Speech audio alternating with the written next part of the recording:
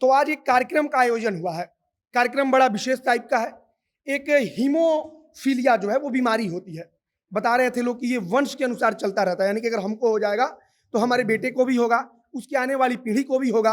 और उसको लेकर के बिहार में एक सोसाइटी बना जिसने इस पर काम करना शुरू किया और वाकई में इन लोगों ने काबिले तारीफ काम किया, बहुत अच्छा काम किया। सबसे पहले हम आपको डॉक्टर सुबोध कुमार सिन्हा सर से मिलाते हैं, जिन्होंने इस पर बहुत सारा काम किया, इस पर बहुत सारा रिसर्च किया और पिछले कई सालों से लगातार कर रहे हैं। सबसे पहले तो सर आपका बहुत बहुत स्वागत है। और हीमोफीलिया जो है उसके बारे में बताइएगा। पहले तो मैं ये आपने कहा कि ये होता है, मैंने ये सुधार कर दूं कि हीमोफीलिया एक वंशानुगत बीमारी है और इसमें ब्लीडिंग डिसऑर्डर है। एक्चुअली ब्लड को क्लॉट करने के 13 तरह का फैक्टर होता है, लेकिन स्पेशली इसमें 2 फैक्टर की कमी हो जाती है, फैक्टर 8, फैक्टर 9। और ये सिर्फ मेल को होता है, औरतों को नहीं होता है, मदर को नहीं होता है, लेकिन हाँ वो कैरियर होती हैं जिसकी वजह से ये होता है। अच्छा, बिहार में लगभग कितने मरीज होंगे इसके, कुछ आंकड़ा वगैरह है, डेटा वगैरह? अभी तो हम लोगों का सर्वेक्षण किया हुआ है बिहार चैप्टर का, तो उसमें 1500 हीमोफीलिया के मरीज मिले हैं।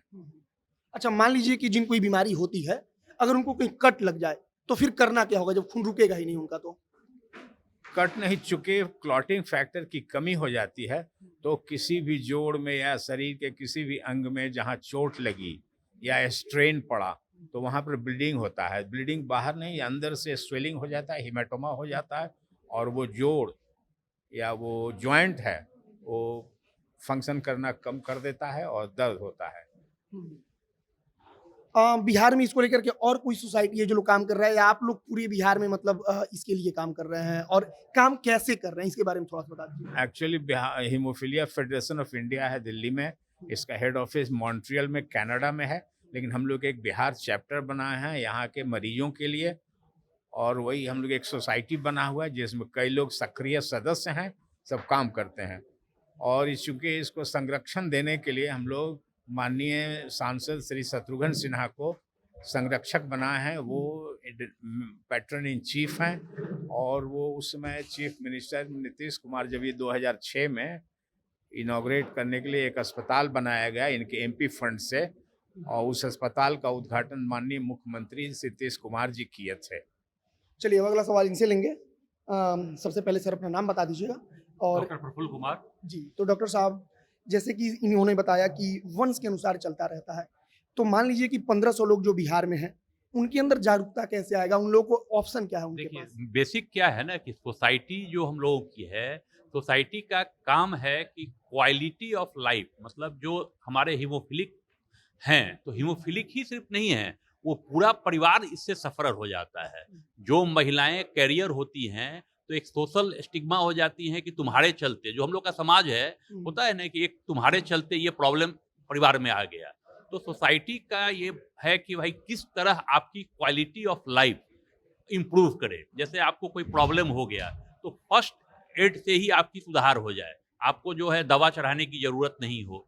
इसकी दवा जो है वो काफी महंगी है, लेकिन बिहार में बिहार सरकार और हीमोफीलिया सोसाइटी के प्रयास से यह दवा आपको सारे हॉस्पिटल्स में, खासकर यहाँ पीएमसीएच, गार्डनर रोड और भी जितने प्रमुख अस्पताल हैं, वहाँ ये मुफ्त में आपको जो है पेशेंट को मिलता है।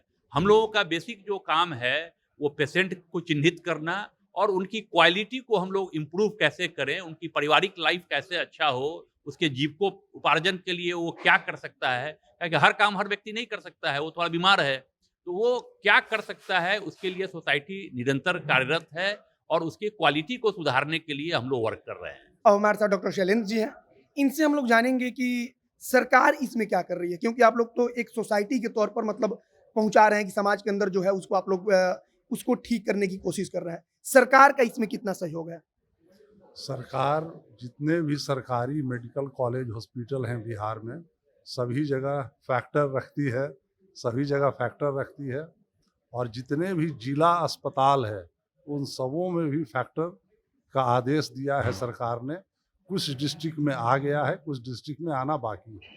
सरकार ने सभी जो हीमोफीलिया संबंधित अस्पताल है, लगभग 49 और 50 बिहार में है, वहाँ नोडल ऑफिसर की उन्होंने नियुक्ति की है, मेडिकल ऑफिसर की, जो कोऑर्डिनेट करते हैं हीमोफिलिक पेशेंट और गवर्नमेंट के बीच में दवा के लिए और भी जो उनकी ज़रूरतें होती हैं मेडिकल रिलेटेड, जैसे जेनेटिक काउंसलिंग, उसके लिए अभी एम्स पटना में ऐसा प्रयास चल रहा है कि हम लोग कैरियर डिटेक्शन का, जो अभी सर ने बताया कि कैरियर डिटेक्शन से इसको हम लोग आगे बढ़ने से रोक सकते हैं हीमोफीलिया को, उसके लिए जेनेटिक वहाँ लैब की जो है एस्टेब्लिशमेंट की बात चल रही है। कुछ ट्रेनिंग की समस्या है, उस दिन में सॉल्व हो जाएगा, तो वहाँ ये भी काम शुरू हो जाएगा।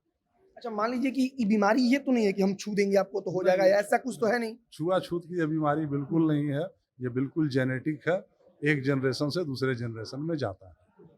चलिए अब आगे हम बातचीत करेंगे। सबसे पहले सर अपना नाम बताइए। संजीव कुमार सिन्हा। जी, संजीव कुमार जी, पूछना यही था कि मान लीजिए कि अगर बिहार में किसी को है तो हर जिले में इसका कोई इलाज उपलब्ध है क्या जिले में? ये तो एक वंशानुगत बीमारी है और इसका इलाज नहीं है, इसकी मैनेजमेंट हम लोग करते हैं। तो जिले के हर अस्पताल में फैक्टर जिसकी कमी से ये बीमारी होती है उस दवा को पहुंचाई जाती है। दवा काफ़ी महंगी है और सरकार इसको मुफ्त में दे रही है, इसलिए इस बीमारी का कोई इलाज नहीं, इसकी मैनेजमेंट हम लोग करते हैं। कुल मिलाकर मतलब जागरूकता ही इसका उपाय है। बिल्कुल, जागरूकता ही उपाय है और लोगों को खोजना है कि कौन से लोग हीमोफीलिया से पीड़ित हैं और इस तरह का अगर उनके लक्षण हैं तो वो आकर के सोसाइटी से संपर्क करें और इसका लाभ लें।